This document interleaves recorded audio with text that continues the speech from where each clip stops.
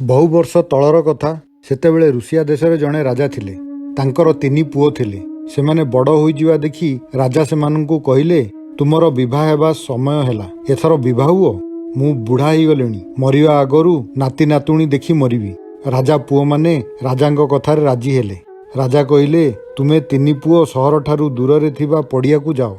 सेठी गोटिए धाड़ीरे ठिया होई 3 दिगकु सर मार। जहा सरकु जेउ झियो छुईब से सेही झियोकु विवाह हब। राजा पुओ माने खोला पड़ियाकु जाई 3 दिगकु सर मारिले।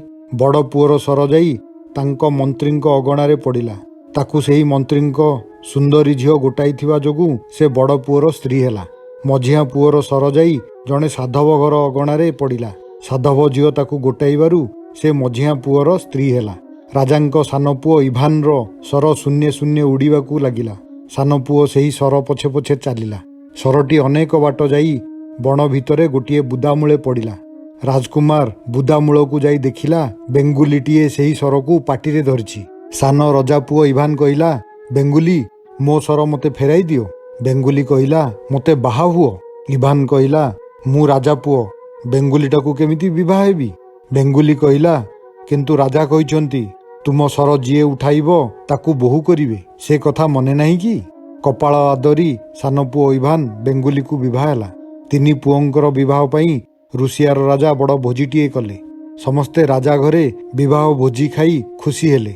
दिने बुढ़ा राजा 3 पुओंकु पाखकु डाकी कहिले, मु तुम स्त्री मानंकर बुद्धि परीक्षा करिवि। काली तुमे तुमर स्त्री मानंक हातरे मो पई गोटिए लेखाएं जामा सिलाई करी आण। राजा पुओ माने बापांक कथारे राजी होई फेरिले। सान राजा पुओ इभान घर को आसी मुह सुखाई बसिला। बेंगुली पचारिला, तुम मुहटी सुखी जाइछि, किए कौन कहिला कि? केही किछि कहि नाही। मो बापा कहिचंती बोहू मानंकर बुद्धि परीक्षा करिवे। काली सकाळू से बोहू माने तांको पई तयारी करथिबा जामा मागिछंती। मोर बड़ भाई मानंकर सिना असुविधा नाही, मु एबे कौन करिवि? तुमे कौन जामा सिलाई करि परिबो जे? बेंगुली यहा सुनी हसिला। कहिला, तुमे जमा मन दुख कर नाही। काली सकाळ हेला बेलकू जामा तयारी सरीथिबो। जाओ आराम रे सुओ। इभान शोइबाकू गला। जिए जुआड़े थिले शोई पड़िलेनी। बेंगुली किंतु शोई न थाए। राति अधरे से ता देहरु बेंग छाल काढ़ीदेला। बेंग छालटी काढ़ी देबारु से गोटिए परी पालटी गला। खूब सुंदर रूप। से 3 थर ताली मारिबारु तार दासी परिवारी माने हाजर होई गले। परी तार दासी मानंकु कहिला, जाओ शीघ्र कामरे लागी पड़ो। मो बापा जेमिति सुंदर जामा पिंधुथुले सेही परी गोटिए जामा तयारी करि दियो। दासी माने परी कथारे राजी होई कामरे लागी गले। राति पाहिला। सान रजा पुओ इभान निदरु उठिला बेलकू देखिला बेंगुलीटी घर बारंडारे एपट सेपट डेउछि ओ टेबुल उपरे अति सुंदर जामाटीए चौता होई रहिछि। इभान खूब खुशी होई गला। से सेही जामा खंडिक नहीं राजांक पाखकू गला। राजा सेतबेले बड़ पुओर जामा परीक्षा करुथांती।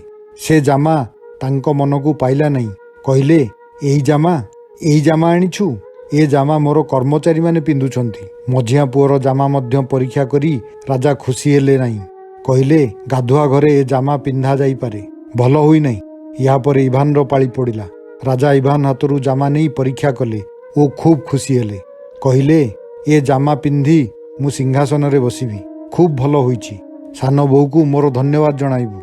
खाली राजा नुहंती, राज्यर समस्ते राजांक पई तयारी होइथिबा जामा देखि प्रशंसा कले। जामारे मूल्यवान पत्थर मान लागिथिला।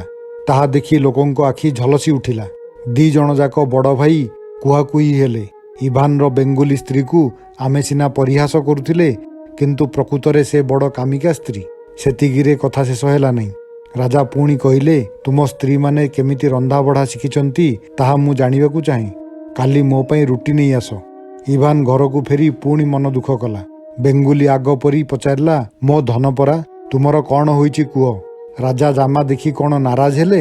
इभान कहिला, राजा जामा देखी खुशी हेले, एपरिकी तुमको धन्यवाद जणाइबाकू कहिले। किंतु आउ गोटिए परीक्षा अछि। जामा सिना तयारी कल, एबे मो बापांक पई रुटी तयारी करिवो केमिति? बेंगुली या शुणी हसी हसी कहिला, एही कथा तो, तुमे चिंता कर नहीं।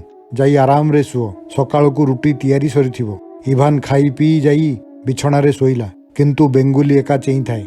राजांकर रांधणा परीक्षा कथा शुणी अन्य बोहू माने भाबिले ବେଙ୍ଗୁଲି ଜାମା ସିଲାଇ କଲା ପରି ନିଶ୍ଚେ ସୁନ୍ଦର ରୁଟି ତିଆରି କରିବ ଓ ରାଜାଙ୍କର ସବୁ ପ୍ରଶଂସା ପାଇବ। ତେଣୁ ସେ ଯେମିତି ରୁଟି ତିଆରି କରିବ ସେମିତି ରୁଟି ତିଆରି କରିଦେଲେ ରାଜା ତାକୁ ଆଉ ପ୍ରଶଂସା କରିବେ ନାହିଁ। ତେଣୁ ମନ୍ତ୍ରୀ ଝିଅ ଓ ସାଧବ ଝିଅ ବିଚାର କଲେ ସେ କିପରି ରୁଟି ତିଆରି କରୁଛି ତାହା ଲୁଚି କରି ଦେଖିବା ଦରକାର। ସେଥିପାଇଁ ସେମାନେ ବେଙ୍ଗୁଲି ପାଖକୁ ଗୋଟେ ଚାଲାକ ମାଇ କୁକୁଡ଼ାକୁ ପଠାଇଦେଲେ।